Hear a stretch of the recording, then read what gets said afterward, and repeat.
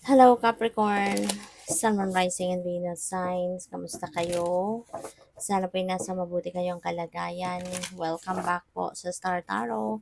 At kung bago kayo rito, welcome din po kayo. Please subscribe, like, share my videos, and leave me a comment kung nakaresonate kayo.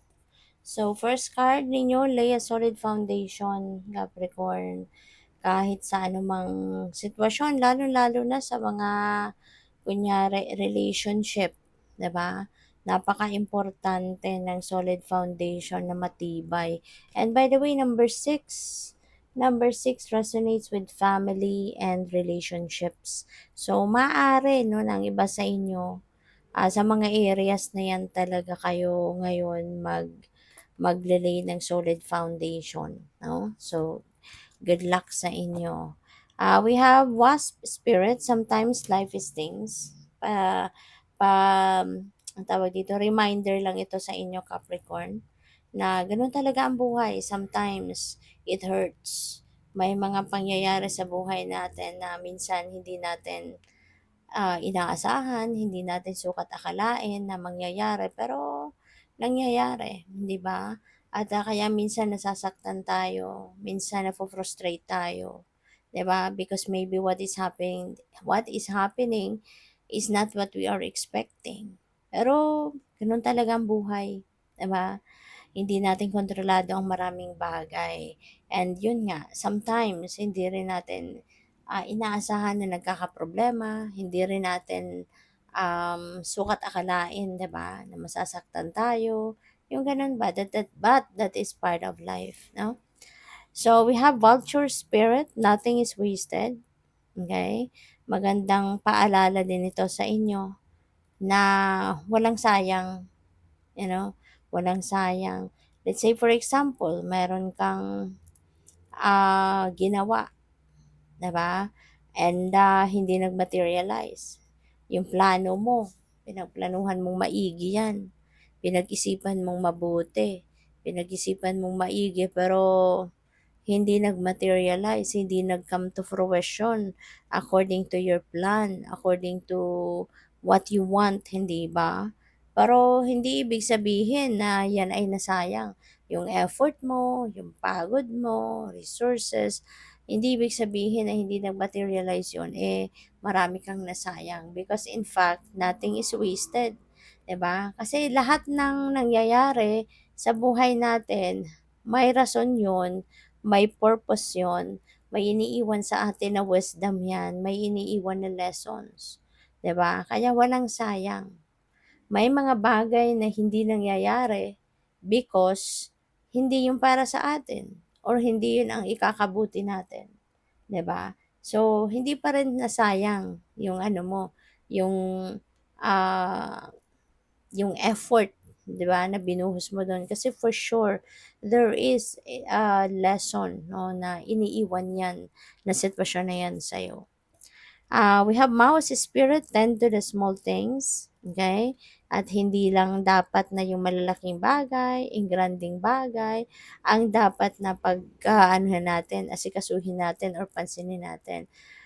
Big things and small things, they are just the same. They are just equally important sa buhay natin. Otherwise, kung walang halaga yung mga maliliit na bagay, edi sana puro na lang malaki, puro na lang ingrande, puro na lang bongga ang mga bagay, 'di ba? Sana pare-parehas na lang sila. But, small things or big things, regardless, 'di ba? Kung ano ang quantity nila, ano yung size nila, they are equally important sa mundong ito.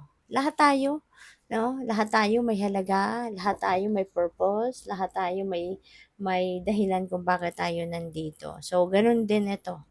No? Kaya hindi ibig sabihin na maliit lang na bagay yan ay hindi na natin papansinin or hindi na natin aasikasuhin, yung gano'n, okay? Because they are just as important as the big things. So, tingnan natin ano pa ang ganap. And by the way, maraming salamat for subscribing. And if you haven't subscribed yet, subscribe na kayo.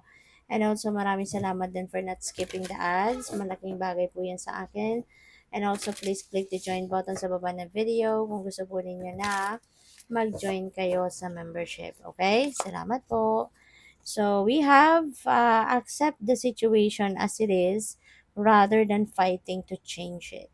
Okay? So, imbes na pilitin nating baguhin ito, imbes na pilitin nating i-transform ito into something different, mas mabuting tanggapin na lang natin na ganun talaga ang sitwasyon. Tanggapin na lang natin na sadyang ganun talaga ang mga bagay-bagay, 'di ba? Kung ano ang nandiya tanggapin natin. Kung ano ang nandiyan diyan, let's embrace it. Okay? So, what else? We have mountain goat. There's something out of balance in your life. So, do whatever you need to correct it. Kasi kung hindi nga naman ninyo aasikasuhin, i-address kung ano yung mga imbalances na nangyayari sa buhay mo, that is where the problem will start, no? Dito magsisimula ang problema. Diyan magsisimula yung mas malaki or mas marami pang problema na po pwedeng mangyari or po pwedeng dumating. Kaya as much as possible, 'di ba? Ibalik natin agad yung balanse sa buhay natin. Ayusin agad natin, 'di ba? Gawan natin ng paraan kung papaano natin maayos ang sitwasyon agad-agad na hindi nating 'wag na nating hintayin, no, na maging komplikado pa ang sitwasyon before we take action. Okay? So we also have humpback whale. Music is essential to your healing and well-being, whether singing, playing an instrument, or listening. So this is a very beautiful reminder din para sa inyo na yung musika, no, ay napakahalaga sa inyong healing at sa inyong well-being. Maaari kasi na mahilig kayo sa music, no? Maaring meron kayong connection, a strong connection with music. O pwedeng kayo ay mahilig kumanta, mahilig makinig ng music, or kayo nagtutugtog. Regardless kung ano mang klase ang inyong connection with music, but it helps you a lot. No? Parang ang music plays a big role sa buhay mo para sa well-being mo, para sa healing mo, yung mga ganon. Okay? So, kaya siguro, baka kasi, kaya kayo may message na ganito para i-remind sa inyo na malaking parte ang musika sa buhay mo. Kasi baka ngayon, baka nagkaroon ka ng disconnect, no? Somehow sa music. Maring nagkaroon ka ng, alam mo yun, ah, parang siguro biglang dahil siguro sa kabisihan ninyo, baka nagkaroon kayo ng disconnect sa pakikinig sa music or sa pagpe-play ng instrument, yung gano'n. Kaya kumbaga parang nawala yung musika sa buhay mo for quite some time, 'di ba? Kaya ngayon parang nire-remind kayo ng universe na ibalik mo 'to para maging maayos muli ang buhay mo. Okay? So we have seagull. Now is the time for deep emotional healing. Ayan, so baka kasi 'di ba, matagal ng panahon na maaring ikaw ay nagha-harbor ng pain, ng emotional baggages, resentments, 'di ba, sa puso mo. At tama na, siguro sasabi ng universe sa'yo, tama na yung parang pagpapahirap mo sa sarili mo. Kasi nasaktan ka na nga in the past ng kung sino man tao, tapos by harboring that resentments and emotional pain, emotional baggages, longer, mas lalo mo pang sinasaktan yung sarili mo. Okay? Kaya gising na, wake up, panahon na, for deep emotional healing so that you can be happier na, genuinely happier. Okay? And makapag-move on ka na sa buhay. So, good luck. Thank you for watching. Love and light. Namaste.